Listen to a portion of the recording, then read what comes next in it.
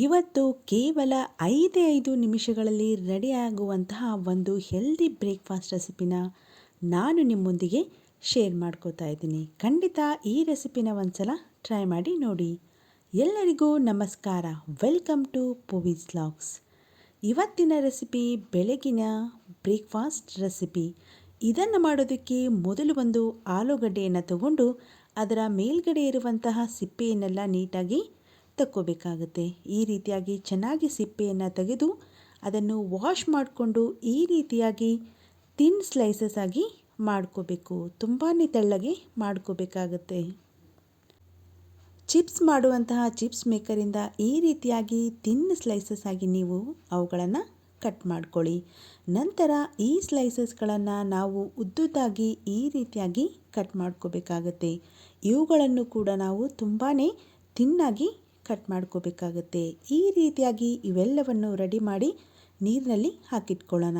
ನಂತರ ಒಂದು ಬೌಲ್ಗೆ 1 ಎಗ್ಗನ್ನು ಸೇರಿಸ್ಕೊಂಡು ಇದನ್ನು ಚೆನ್ನಾಗಿ ನಾವು ಬೀಟ್ ಮಾಡ್ಕೋಬೇಕಾಗತ್ತೆ.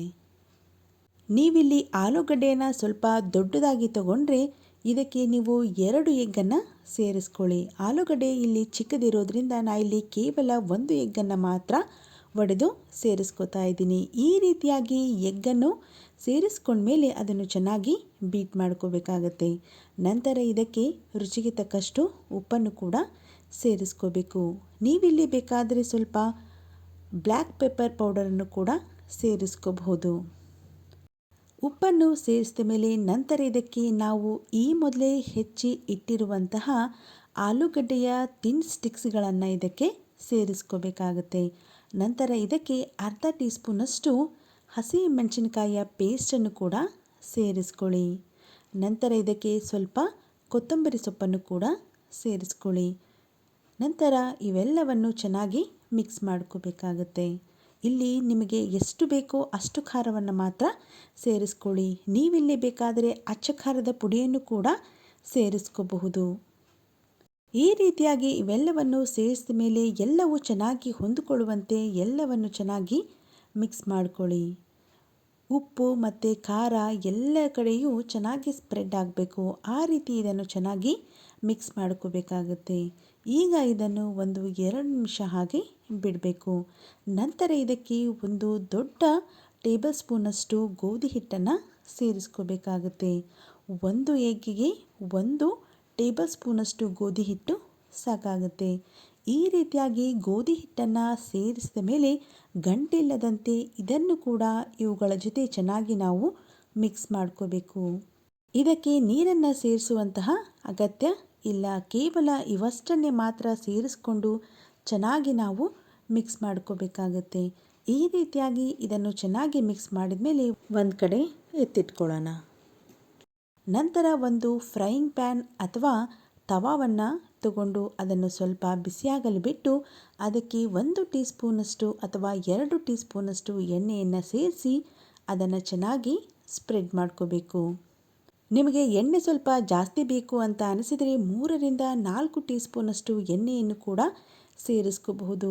ಆದರೆ ನಾನಿಲ್ಲಿ ತುಂಬ ಕಡಿಮೆ ಎಣ್ಣೆಯಲ್ಲಿ ಇದನ್ನು ಮಾಡ್ಕೋತಾ ಇದ್ದೀನಿ. ಈ ರೀತಿಯಾಗಿ ಎಣ್ಣೆಯನ್ನು ಚೆನ್ನಾಗಿ ಸ್ಪ್ರೆಡ್ ಮಾಡಿದ ಮೇಲೆ ನಾವು ಈ ಮೊದಲೇ ಮಾಡಿ ಇಟ್ಟುಕೊಂಡಂತಹ ಮಿಕ್ಸ್ಚರನ್ನು ಇದರ ಮೇಲ್ಗಡೆ ಹಾಕಿ ಅದನ್ನು ಚೆನ್ನಾಗಿ ನಾವು ಸ್ಪ್ರೆಡ್ ಮಾಡ್ಕೋಬೇಕಾಗುತ್ತೆ. ನೀವು ಎಷ್ಟು ತೆಳ್ಳಗೆ ಬೇಕೋ ಅಷ್ಟು ತೆಳ್ಳಗೆ ಇದನ್ನು ಹಾಕ್ಕೊಂಡು ಅದನ್ನು ಚೆನ್ನಾಗಿ ಸ್ಪ್ರೆಡ್ ಮಾಡ್ಕೋಬೇಕು. ಹಾಗೆ ಇದನ್ನು ಎಲ್ಲ ಕಡೆಯೂ ಸರಿಸಮನಾಗಿ ಅಂದರೆ ಇವನ್ನಾಗಿ ನಾವು ಸ್ಪ್ರೆಡ್ ಮಾಡ್ಕೋಬೇಕಾಗತ್ತೆ. ಈ ರೀತಿಯಾಗಿ ಇದನ್ನು ಚೆನ್ನಾಗಿ ಸ್ಪ್ರೆಡ್ ಮಾಡಿಕೊಂಡು ಲೋ ಫ್ಲೇಮಲ್ಲಿ ಇದನ್ನು ಚೆನ್ನಾಗಿ ಬೇಯಿಸ್ಕೋಬೇಕು. ಇದು ತಿನ್ನೋದಕ್ಕೆ ತುಂಬಾ ರುಚಿಯಾಗಿರುತ್ತೆ. ಹಾಗೆ ಸ್ವಲ್ಪ ಡಿಫ್ರೆಂಟ್ ಟೇಸ್ಟ್ ಅಂತ ಅನಿಸುತ್ತೆ.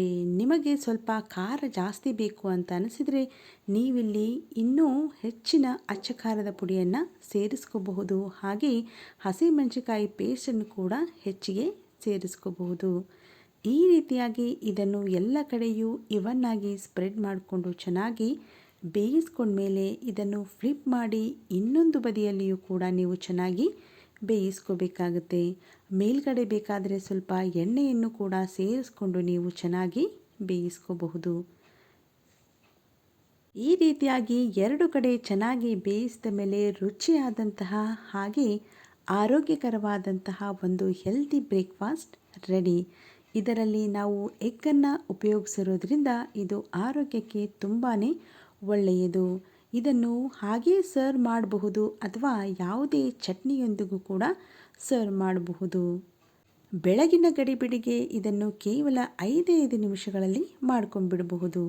ನಾವು ಮಾಡುವಂಥ ರೆಸಿಪೀಸ್ ನಿಮಗೆ ಇಷ್ಟ ಆದರೆ ಪ್ಲೀಸ್ ಲೈಕ್ ಮಾಡಿ, ಹಾಗೆ ನಮ್ಮ ಚಾನಲ್ಗೆ ಸಬ್ಸ್ಕ್ರೈಬ್ ಮಾಡಿ. Thanks for watching.